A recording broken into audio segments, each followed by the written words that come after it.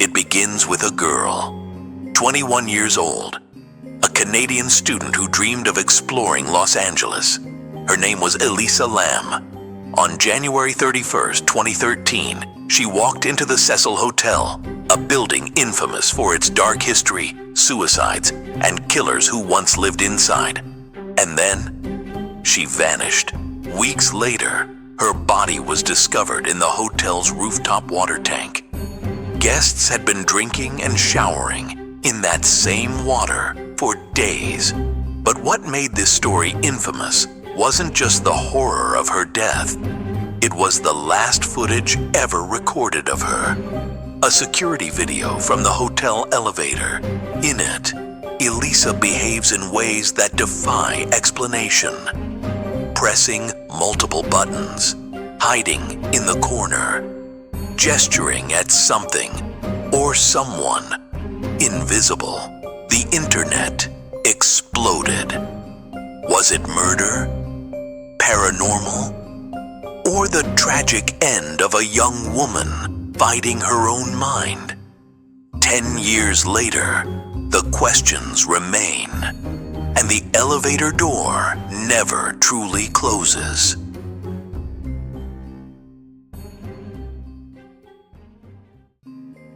Los Angeles, 1927.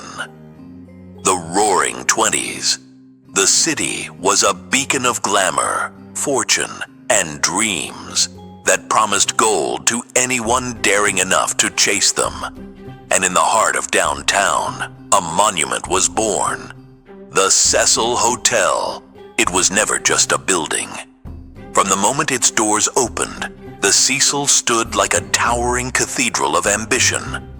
Marble floors, stained glass windows, ornate ironwork, all crafted to welcome the elite of a city that never slept.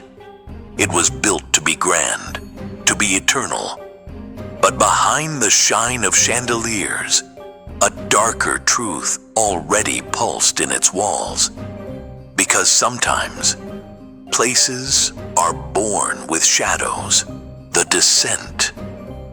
The Great Depression hit like a plague, dragging dreams into dust. The Cecil, once a palace for the wealthy, found itself surrounded by poverty, crime, and desperation. And with that shift came whispers, stories of guests who checked in but never checked out. By the 1930s, the hotel had earned its first grim title, the Suicide Hotel. Men and women, broken by hunger and hopelessness, leapt from its upper floors into the cruel pavement below. Others sealed their final moments within the rooms. Pills, poison, razor blades. Death didn't just visit the Cecil, it lingered there, and the building seemed to drink it in. Every tragedy etched itself into the bones of the place.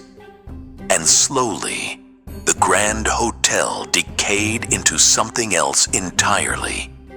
A sanctuary for the lost, the broken, the dangerous, the residents of darkness. By the 1980s, downtown Los Angeles had become a battlefield of addiction and crime. The Cecil adapted. Its velvet curtains were replaced with rusting pipes and flickering lights. The carpets, once red like spilled wine, became stained with things far worse. And then came its most infamous tenant, Richard Ramirez, the Night Stalker, a predator who slipped through windows, slaughtering and violating, leaving trails of blood across California. When he returned to the Cecil, barefoot, clothes drenched in evil, no one dared to question him. The hotel absorbed his sins in silence. Years later, another killer checked in. Jack Unterweger, an Austrian murderer who strangled women with their own bras. He lived among the shadows of the Cecil, feeding off its aura like it was built for monsters.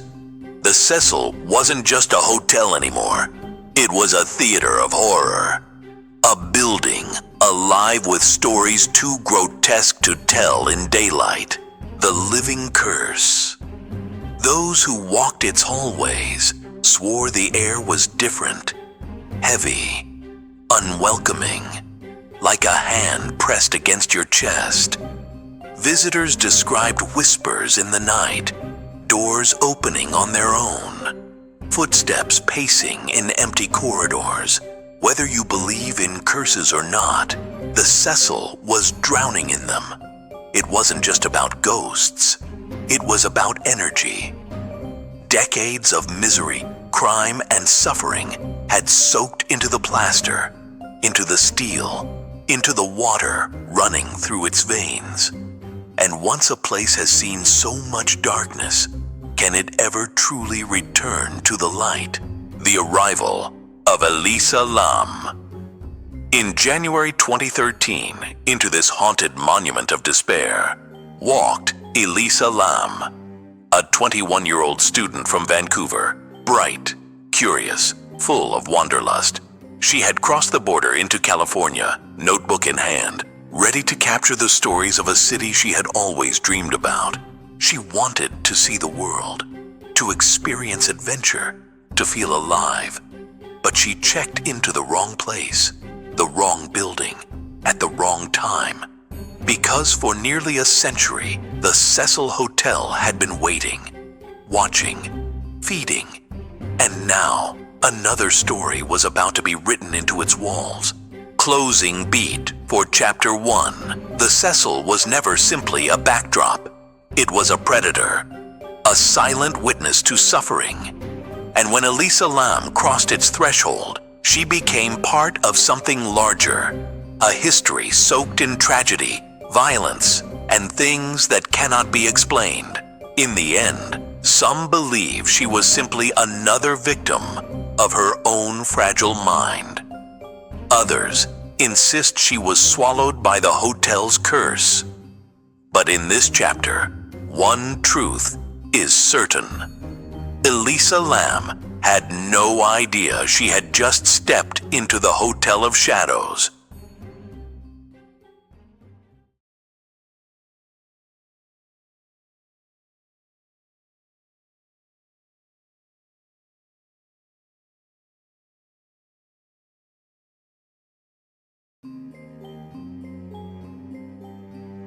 Who was Elisa Lam? To the world, she was a name in headlines, a tragic mystery, a body found in a water tank.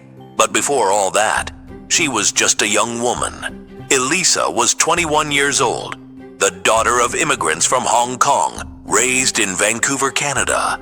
She loved books. She loved writing. And like so many in her generation, she shared her thoughts with the world through a blog on Tumblr. Her posts revealed a mind that was sharp, witty, and restless. She wrote about fashion, about life, about the struggles of being a young woman trying to find her place in the world. But hidden between the playful entries were darker confessions. Elisa battled bipolar disorder and depression. She spoke of medication, of therapy, of the crushing weight that sometimes pinned her to her bed. Yet despite her struggles, she dreamed big. She wanted to travel. She wanted to see what existed beyond the edges of her own city. And so, in January of 2013, Elisa Lam boarded a train, a solo journey across the west coast of America, San Diego, Santa Cruz, San Francisco, each stop carefully noted in her blog, snapshots of her adventure, and then her last destination, Los Angeles, the wrong hotel. When she arrived, Elisa checked into the Cecil Hotel. She didn't know what the place truly was, the layers of darkness stitched into its walls. For her, it was just an affordable room downtown. Other guests would later remember her, a quiet girl, friendly, even quirky. One roommate described her as odd but harmless. She'd talk to strangers easily, as though craving connection, but her mood sometimes shifted suddenly, from animated to withdrawn. She walked the city, visited bookstores, coffee shops, museums, a tourist with a backpack, trying to soak in the city of angels. But Los Angeles is not always the city of angels. Sometimes it is the city of shadows. The last night, January 31st, 2013, the night Elisa Lam vanished. That evening, hotel staff saw her alone, wandering the hallways. She had been moved to a private room after her initial roommates complained of strange behavior. Some said she left notes on their beds telling them to go away. Others recalled nervous laughter or muttering under her breath. Still, nothing seemed violent, nothing dangerous. Just a girl who sometimes drifted into her own world. But on that final night, something changed. No one knows exactly what happened after Elisa was last seen. No witness claims to have spoken with her. No friend was there to hear her last words. What remains are fragments, shadows of a timeline, and the strange, unsettling video from the elevator. The search begins. When Elisa failed to call her parents the next morning, alarms went off. She had promised to check in daily. It was unlike her to disappear. Her parents contacted the Los Angeles Police Department. Detectives were dispatched to the Cecil. They scoured her room, her belongings, her journals. Her laptop was still there. Her clothes were still folded. But Elisa was gone. Police dogs traced her scent through the hallways. They led officers to a window on the roof. And then, the trail simply ended. Every room in the hotel was searched. The basement, the hallways, even the roof, or at least the areas accessible without breaking into locked sections. Still, no sign of Elisa Lam. For guests of the Cecil, life went on. They checked in. They checked out. They showered, brushed their teeth, drank the water, not knowing, not imagining. Above them, the story was still unfolding, the atmosphere of fear. Rumors spread quickly. Some guests whispered of strange noises at night. Others spoke of a presence, a sense of being watched in the hallways. It was as if the building itself knew something terrible had happened. And the longer Elisa remained missing, the stronger the unease grew. Her blog posts, now frozen in time, were dissected by strangers online. Each word read like a clue, each phrase like a foreshadowing. People asked, was she spiraling into her illness? Was she crying for help between the lines? Or was something darker stalking her steps? The tension thickened like fog. The Cecil was once again at the center of a story too chilling for fiction. Closing beat for Chapter 2. Elisa Lam had vanished without a trace. No body, no evidence of struggle, just silence. For her family, the waiting was unbearable. For investigators, the puzzle was maddening. And for the guests of the Cecil Hotel, life carried on. Showers ran, sinks flowed, glasses filled, all with water drawn from the rooftop tanks above. Somewhere, hidden from sight, Elisa was still there, and the walls of the hotel seemed to be keeping her secret.